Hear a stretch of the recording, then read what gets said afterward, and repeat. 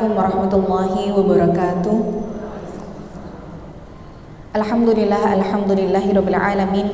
Nahmaduhu wa nasta'inuhu wa nastaghfiruh wa na'udzu billahi min syururi anfusina wa min sayyiati a'malina. May yahdihillahu fala mudhillalah wa may yudhlilhu fala hadiyalah. Asyhadu an la ilaha illallah wa asyhadu anna Muhammadan 'abduhu wa rasuluh la nabiyya ba'dah. Alhamdulillah, segala puji syukur kehadirat Allah Subhanahu wa taala. Hari ini Allah masih menitipkan kepada kita nafas untuk bisa kita hirup secara gratis. Allah masih mengkaruniakan kepada kita waktu luang untuk bisa hadir di kajian. Allah masih ngasih kita kesehatan untuk bisa sampai dengan detik ini kita menjalani puasa. Dan mudah-mudahan senantiasa Allah berikan kita keberkahan di usia kita. Karena yang terpenting sebenarnya bukan usia yang panjang, bukan usia yang lama ketika kita hidup di dunia, tapi yang penting adalah usia yang barokah. Maka apa yang disebut dengan keberkahan itu, di mana ulama mengatakan ma yazidukum fil ta'ah, apa yang bisa menambah ketaatan kita di jalan Allah, itulah yang disebut dengan keberkahan. Maka kita minta sama Allah, ya Allah, berikanlah kami, jadikanlah anak-anak kami anak-anak yang barokah, yang ketika kami menghadapi proses hisab yang luar biasa berat. Karena perjalanan kita menuju Allah adalah perjalanan yang begitu dahsyat. Bukan dimulai pada saat kita hidup di dunia, namun perjalanan pertama kita dimulai setelah kita menuju kematian. Maka kematian adalah pintu pertama kita menuju Allah. Dan perjalanan itu masih sangat panjang. Di saat setelah kiamat kita masih menjalani proses hisab. Setelah hisab pun kita masih menjalani proses yang maha dahsyat. Masih kemudian satu persatu amalan kita ditimbang. Di mana Allah itu punya mizan. Mizan itu kalau bahasa Indonesia timbangan. Jadi timbangannya Allah ini ada namanya mithqal. Jadi mithqal itu kalau di dalam bahasa Indonesia kayak bandulnya gitu ya. Kayak kita punya timbangan yang jadi bandulnya 1,5 kilo. Nah itu namanya kalau bahasa Arab mithqal. Maka Allah sebutkan dalam surat Az-Zalzalah, "Faman ya'mal mithqala dzarratin khairan yarah." Jadi Allah itu mithqalnya, timbangannya itu mulai dari yang dzarrah. Dzarrah itu tidak bisa diartikan biji sawi atau biji atom, tetapi dzarrah adalah afqalus syai', sesuatu yang sangat-sangat sesuatu asgharus syai', sesuatu yang sangat-sangat kecil yang di dunia ada yang paling kecil, itu namanya dzarrah. Maka timbangannya Allah itu mithqalnya itu mulai dari yang sekecil dzarrah sampai yang seberat apapun Allah tuh punya. Maka jangan pernah sepelekan kebaikan sekecil apapun yang bisa kita lakukan. Karena timbangan Allah meskipun seseorang itu bersedekah walau bisyaqi tamrin, walaupun dengan sepotong, bukan cuma satu butir kurma, tapi separuh dari kurma, itu saja Allah kasih balasan kebaikan itu. Maka nanti di akhirat kita itu masih menghadapi proses di mizan dulu. Maka ada amalan-amalan yang ketika ditimbang oleh Allah di mizan kebaikan, itu saking beratnya amal tersebut, hampir-hampir mizan itu tidak mampu untuk menahan bebannya. Yaitu 3. Yang pertama bersabar, yang kedua adalah memaafkan orang lain, yang ketiga adalah berpuasa. 3 amalan besar ini yang disebutkan di dalam ayat di mana orang-orang bersabar, innama yuwaffas sabiruna ajruhum bighairi hisab. Balasan orang bersabar itu enggak ada batasannya di sisi Allah. Yang kedua adalah orang yang memaafkan manusia, wal afina anin nas wa man afa wa aslaha. Jadi bagaimana orang itu memaafkan, bukan cuma sudah iya aku maafkan, bukan cuma itu, tapi wa aslaha. Kita mampu enggak ketika disakiti sama orang, bukan hanya memaafkan tetapi juga tetap berbuat baik. Ini yang sulit. Bagaimana ada orang mungkin yang dulu pernah berbuat keburukan sama kita sampai mungkin kita sakit hati luar biasa, tapi akhirnya dia minta maaf dan akhirnya kita memaafkan. Banyak orang yang mengatakan iya saya sudah memaafkan, tetapi untuk melupakan tidak. Banyak orang yang bisa memaafkan tapi tidak bisa melupakan.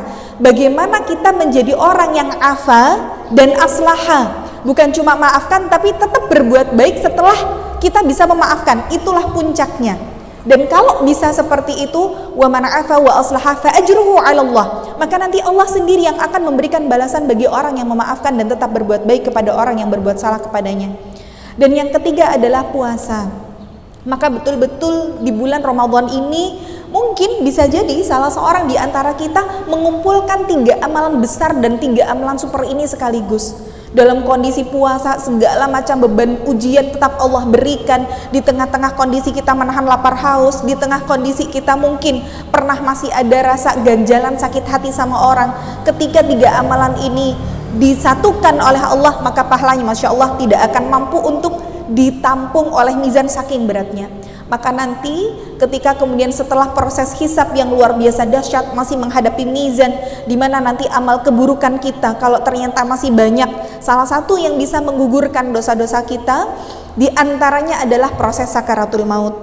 Maka setiap orang yang beriman pasti akan merasakan berat dalam sakaratul mautnya. Gak ada orang yang beriman yang tidak merasakan pedihnya sakarat, karena sakarat itu artinya adalah sakit yang berlapis-lapis. Maka satu-satunya yang tidak merasakan sakit pada saat sakaratul maut hanyalah orang yang berjihad fisabilillah dan gugur sebagai seorang syahid, itu saja. Tapi bagi setiap orang yang beriman pasti kematian itu menyakitkan. Maka minta sama Allah dimudahkan dalam proses ini dengan doa dari Rasulullah, Allahumma ya Allah hawin, mudahkan kami, hawin alaina fi sakaratil maut. Ya Allah mudahkan kami dalam proses sakaratul maut. Karena setiap orang beriman ketika menghadap Allah, dia masih memiliki dosa dan kemaksiatan. Maka diberatkan oleh Allah dalam proses itu supaya nanti Allah menggugurkan dosa-dosanya pada saat kematiannya. Namun bagi orang yang kafir justru dimudahkan dalam proses sakaratul mautnya. Jadi orang kafir itu matinya pasti enak, matinya pasti gampang. Dia bisa jadi tidak merasakan sakit dalam kondisi sakaratul maut. Kenapa begitu? Karena setiap orang kafir pasti memiliki kebaikan dalam hidupnya. Maka salah satu cara Allah untuk mengganti dan membalas kebaikan yang dia lakukan selama hidup adalah dimudahkan dalam proses sakaratul mautnya, supaya tidak ada lagi balasan yang mesti Allah balas setelah kematiannya. Maka nanti untuk orang yang beriman setelah proses sakaratul maut yang dahsyat, kemudian masih mengalami bagaimana kehidupan di alam barzakh, ada yang mungkin masih memiliki dosa sehingga bagaimana dikuburnya disiksa, maka itu akan mampu untuk menggugurkan dari dosa-dosanya. Dan kalau dosanya banyak, maka nanti adab neraka itu menyempurnakan dari siksa kubur. Tapi kalau ternyata dosanya sedikit, maka siksa kubur sudah mencukupkan dia dari dosa-dosanya dan nanti dia tidak masuk neraka lagi. Jadi siksa kubur itu hakikatnya mengurangi dari dosa yang pernah kita lakukan. Maka nanti setelah proses hisab, setelah proses mizan, ada kemudian orang-orang yang beriman yang masih harus mempertanggungjawabkan amalnya karena mereka masih memiliki dosa, sehingga dosanya tadi yang masih harus dicuci di neraka masuk dulu ke neraka. Maka nanti ada di antara syafaat-syafaat yang Allah berikan untuk orang-orang yang beriman, ada yang menjadi penolong di saat seharusnya kita masih berada di neraka dalam waktu yang panjang. Maka di antara yang bisa memberikan kita syafaat adalah anak-anak yang solih. Maka anak-anak yang solih itu Masya Allah, nanti ketika anak-anak solih ini sudah Allah perkenankan untuk masuk surga, kemudian Allah katakan kepada anak-anak ini, udkhulul jannah, silakan kalian masuk surga. Maka apa yang mereka lakukan? Mereka melongok ke dalam surga. Yang mereka cari pertama kali adalah kedua orang tuanya. Mereka akan bertanya kepada Allah ketika tidak mendapati orang tuanya berada di dalam surga, ya Allah, lan nadkhulal jannah illa an ya'tiya abauna wa ummahatuna. Ya Allah, kami tidak akan masuk surga sampai kami bisa membawa ayah dan ibu kami. Maka kemudian Allah katakan kepada anak-anak salih ini, orang tuamu masih kecemplung di neraka. Mereka masih menghadapi proses hisab yang luar biasa panjang. Maka kemudian mereka mengatakan, ya Allah, dengan kesolihan kami, bolehkah kami memberikan syafaat untuk kedua orang tua kami? Maka Allah perkenankan mereka dan Allah perintahkan kepada para malaikat untuk mencari orang tua dari anak-anak solih ini. Ada di antara orang tua itu yang api neraka itu sudah menyambar sampai setinggi kakinya. Ada yang kemudian sudah menyambar setinggi perutnya, bahkan sudah ada yang melahap habis tubuhnya. Maka kemudian Allah keluarkan orang tua yang memiliki anak-anak solih ini, dan Allah pertemukan orang tua ini dengan anak-anak mereka di depan pintu surga. Maka Allah kemudian katakan kepada anak-anak ini, udkhulul jannah antum wa abaukum, silahkan kamu masuk surga bersama dengan ayah dan ibu kalian. Masya Allah, anak-anak yang solih itu investasi kita, ibu. bukan hanya untuk dunia saja, tetapi untuk dunia dan akhirat. Maka tugas kita itu bukan mensolihkan satu negara, bukan. Solihkan keluarga itu saja. Maka Allah perintahkan, ku anfusakum wa ahlikum nar, jaga betul diri kita, jaga keluarga kita dari api neraka. Tentunya kita tidak mau anak kita masuk surga dan kita kecemplung di neraka, ataupun sebaliknya. Maka perpisahan sejati, perpisahan terbesar itu bukan pada saat kita bersama dengan anak kita terpisah, kita sudah meninggal, anak kita masih hidup. Enggak, bukan itu perpisahan sejati. Kita dengan suami yang kita cintai kemudian berpisah antara raga dengan jasad, enggak. Tapi perpisahan sejati itu manakala ketika kita dan suami kita dan anak kita berbeda di tujuan akhirnya. Kalau selama tujuan akhir kita sama-sama ke surga, yang satu mau berangkat duluan, suami kita mungkin berangkat lebih awal daripada kita nyusul belakangan, tujuan akhirnya sama, ketemu kita. Tapi kalau sudah yang satu ke surga, yang satu ke neraka, itu yang berat, dan itu perpisahan yang sejati. Maka minta sama Allah, kita gak perlu sesuatu yang banyak, karena terkadang sesuatu yang banyak itu justru melupakan kita. Tapi minta sama Allah tuh yang berkah, minta harta pun yang barokah. Manakala ketika yang kita terima sedikit itu cukup. Tapi kalau ternyata yang kita terima banyak, itu tidak akan membahayakan bagi diri kita dan kita bisa bermanfaat untuk orang lain. Itu tandanya harta kita barokah. Kita minta sama Allah suami yang barokah, bukan yang setiap saat bisa membelikan kita emas, bukan yang setiap saat ketika ulang tahun ngasih barang-barang branded, bisa ngajak kita jalan-jalan, bukan kayak gitu suami yang barokah. Tapi yang bagaimana bisa menuntun kita ke surganya Allah. Kita minta sama Allah anak-anak yang solih, yang bisa memberikan syafaat bagi kita nanti di kelak yaumil qiyamah. Itu saja, minta sama Allah keberkahan usia. Maka ketika Allah takdirkan usia kita di usia yang panjang, maka kita tutup keadaan usia kita dengan husnul khatimah.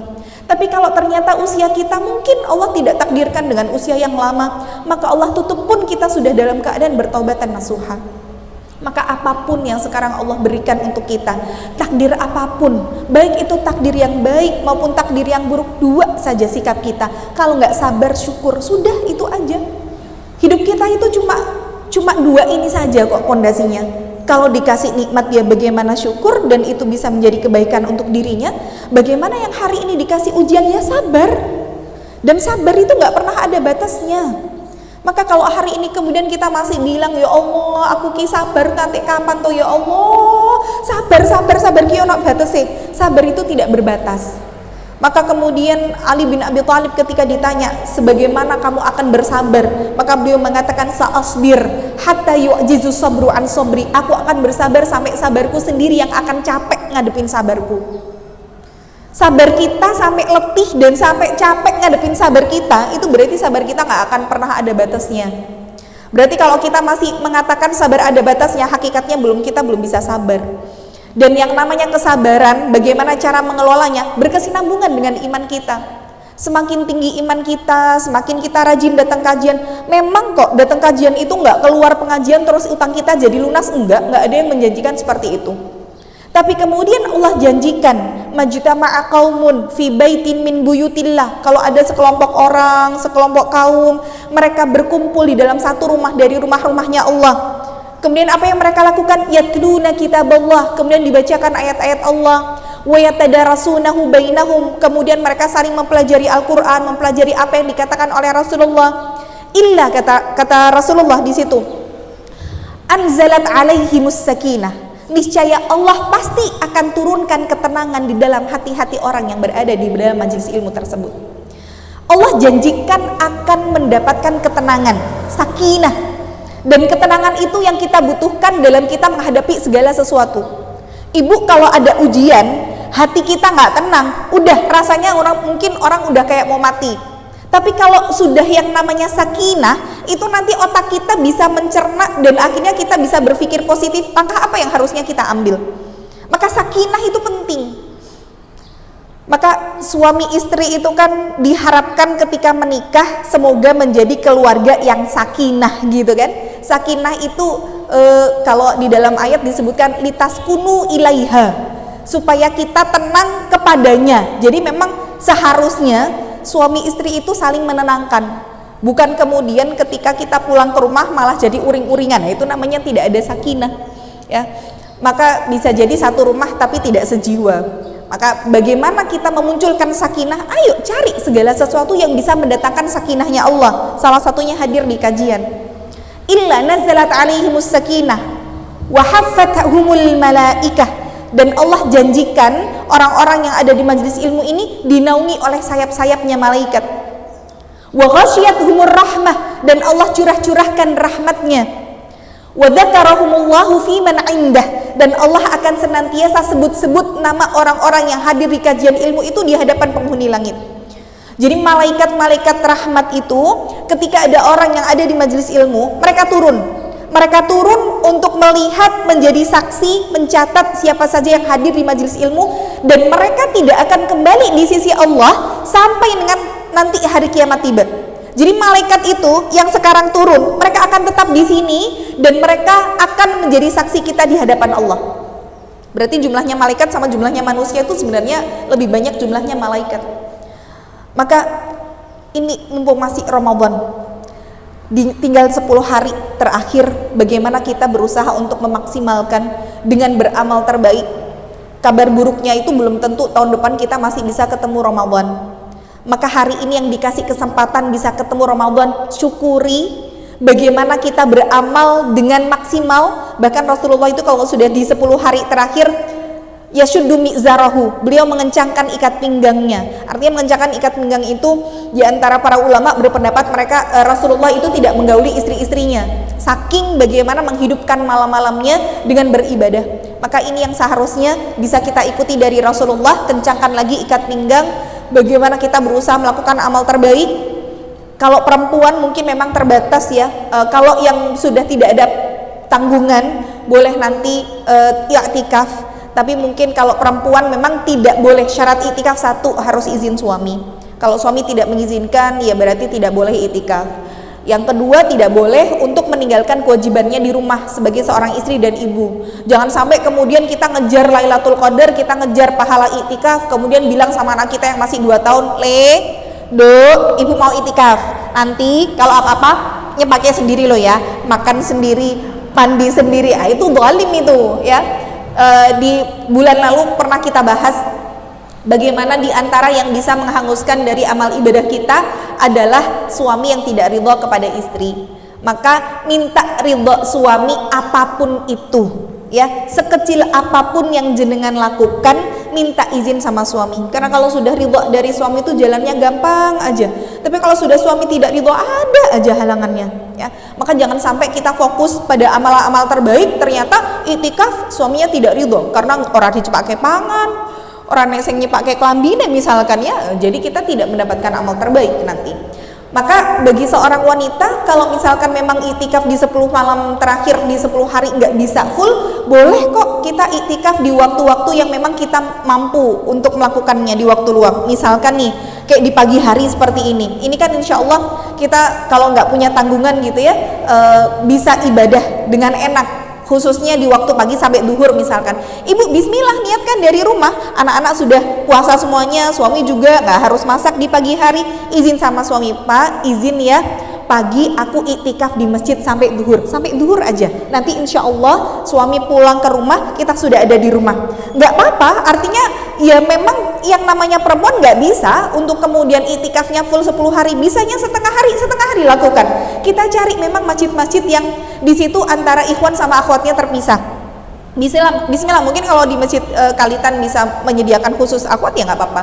Atau yang sudah jelas saya dapat postingan membuka i'tikaf itu di antaranya Masjid Kotak itu ada khusus akhwat. Kemudian Masjid Iska juga ada. Tapi wallahu alam apakah masih buka atau tidak. Mungkin di masjid-masjid yang lain ada. Atau nggak harus untuk ikut yang i'tikaf seperti itu. Mungkin ke masjid mana lah, masjid dekat rumah. Ibu sangu Al-Qur'an, bawa mukena, tasbih boleh kalau misalkan memang nggak bisa pakai tangan karena sering lupa. Walaupun sebenarnya kalau kita berzikir bertasbih itu sunahnya pakai tangan ya, bil anamil gitu ya, dengan jari jemari, karena setiap anggota tubuh kita nantinya akan bersaksi atas kebaikan yang kita lakukan. Maka sebenarnya nggak masalah kalau kita mau pakai tasbih digital ataupun mungkin pakai tasbih yang bulat-bulat, tapi kalau bisa pakai jari lebih baik pakai jari.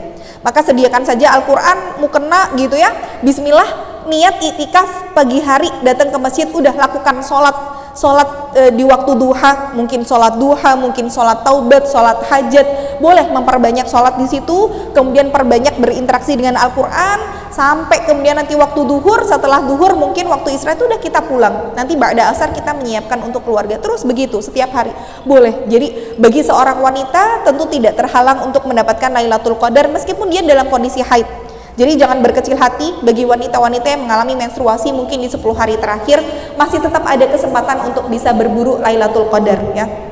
Maka insya Allah hari ini saya tidak banyak membahas Ramadan, karena insya Allah di pertemuan-pertemuan yang lalu juga mungkin di kajian-kajian yang lain tentu di bulan Ramadan itu banyak membahas tentang Ramadan.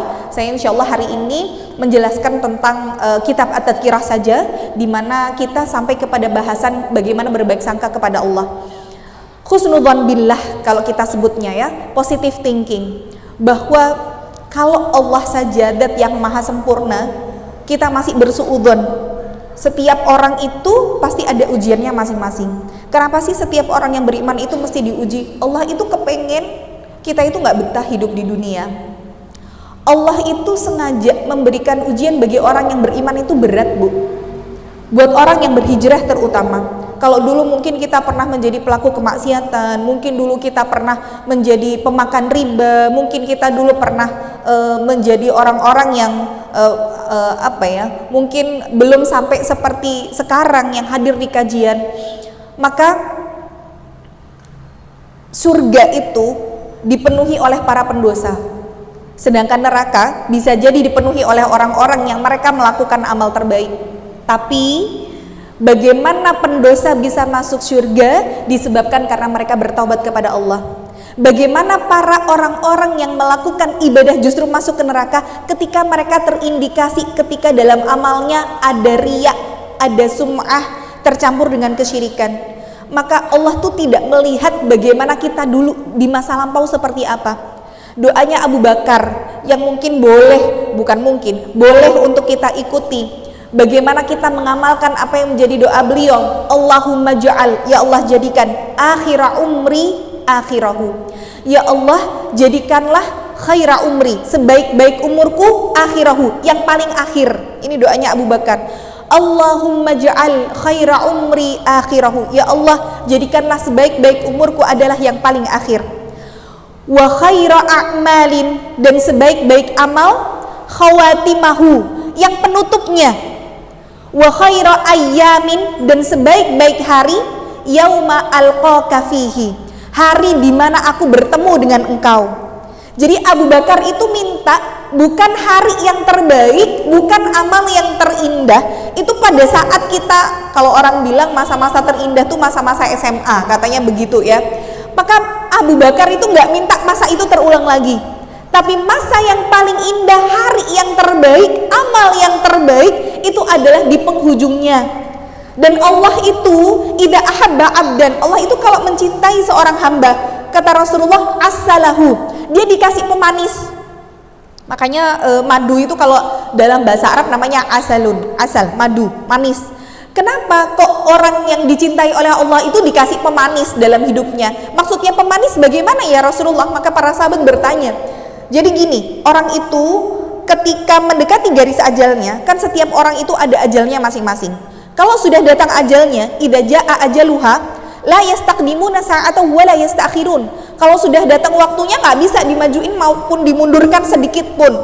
Maka dulu di awal kita bahas kitab At-Tadhkirah bahwa setiap orang yang hidup itu dia diikuti oleh tis'un wa tis'atun manaya, ada 99 ancaman kematian. Jadi kita yang hidup ini ada 99 ancaman kematian sampai kita mati. Maksudnya gimana? Contoh misalkan ada orang yang dia melahirkan, begitu melahirkan bayinya baru berapa jam hidup meninggal dunia, maka bisa jadi si bayi ini menghadapi ancaman kematian yang pertama dia sudah tidak berhasil, maka di ancaman kematian yang pertama dia meninggal dunia. Ada orang yang hidupnya sampai mungkin usia 20 tahun, maka bisa jadi ketika dia meninggal dunia karena kecelakaan itu manayanya atau ancaman kematiannya yang ke-20 mungkin, yang ke-15 mungkin dia sudah tidak bisa untuk menghadapinya. Ada yang mungkin bisa selamat dari kecelakaan pesawat terbang, tapi nggak bisa selamat dari sakit diabetes misalkan. Mungkin ada yang bisa selamat dari kolesterolnya, tapi nggak bisa selamat dari hajing 3 kali terus meninggal misalkan ya. Jadi setiap orang itu ada 99 ancaman kematian. Maka kalau ternyata sudah jatah usianya yang memang Rasulullah sebutkan umurnya umat Muhammad itu baina sittin wa sab'in, antara 60 sampai 70, kok ternyata dapat bonus dari Allahnya nih banyak nih, sudah sampai 80 tahun, 90 tahun kok belum meninggal juga. Bisa jadi 99 ancaman kematian ini sudah berhasil dia lewati, tapi dia tidak akan pernah bisa untuk selamat dari ancaman kematian yang ke-100, yaitu al-haram. Al-haram itu tua dan renta. Maka tua dan renta pasti orang itu juga akan meninggal dunia. Bagaimanapun caranya dia mengulur waktunya. Karena saya punya tetangga saya ini dia berbuat kesyirikan, bahkan dia punya bukan jimat sih, pesugihan itu sampai 7, kata tetangga-tetangga gitu ya. Ada kolor hijau lah, ada apalah pocong segala macam. Jadi setiap kali dia sakit itu dia ngasih makanan, ngasih uang ke anak kecil, kemudian besoknya anak kecilnya itu mati, si mbahnya ini sehat lagi, terus begitu sampai usianya sudah 100 tahun lebih. Sampai akhirnya ya itu tadi, bahwa dia gimana pun caranya untuk menghindari kematian yang namanya al-haram, tua renta tuh ya pasti mati. Sampai akhirnya sudah usia 100 tahun lebih kemarin, dan dia akhirnya meninggal dunia qadarullah karena dia memiliki kesyirikan tadi. Ketika dikuburkan sama tetangga-tetangga, itu jasadnya tidak diterima bumi. Jadi begitu akan dikuburkan longsor, dikuburkan jadi tertolak. Sampai akhirnya tetangga-tetangga bingung ini dikuburkannya gimana. Akhirnya digali di belakang rumahnya, lubang yang sangat dalam, dan akhirnya mayatnya ditancapkan. Jadi saking nggak bisanya diterima, itu sampai di kuburnya tuh sampai ditancap begini. Wal'iyadzubillah. Jadi itulah, setiap orang itu pasti akan mengalami kematian ya. Maka kalau hamba ini dicintai sama Allah, kalau dia sudah mendekati garis ajal, kalau Allah bilang oh ini usianya sampai 70 tahun misalkan, maka nanti dia mendekati usia 70 tahun, Allah cinta nih sama hamba ini, maka dia akan diberikan pemanis. Bagaimana diberikan pemanis itu?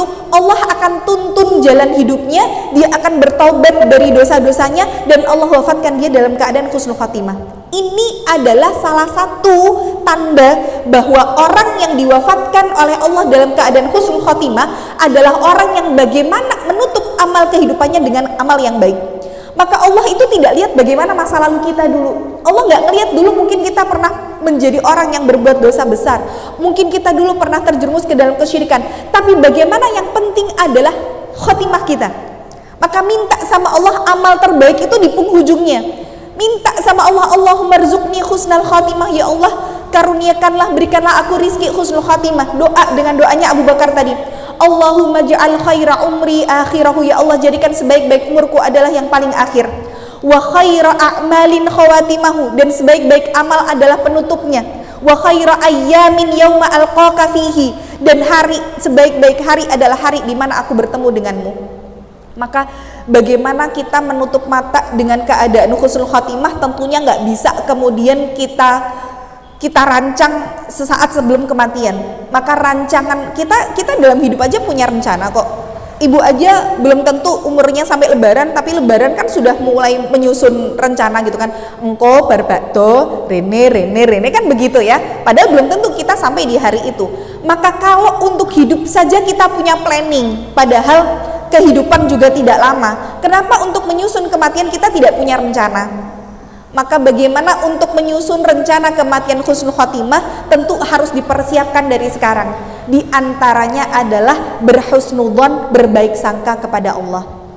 Orang itu ketika hidup, kalau dia ditakut-takuti sama kematian boleh. Ditakut-takuti bahwa kamu kalau misalkan mati dalam kondisi masih punya dosa, nanti Allah nggak mengampuni dosamu, boleh kita ditakut-takuti. Yang hidup, yang sehat tuh ditakut-takutin dengan perkara seperti itu.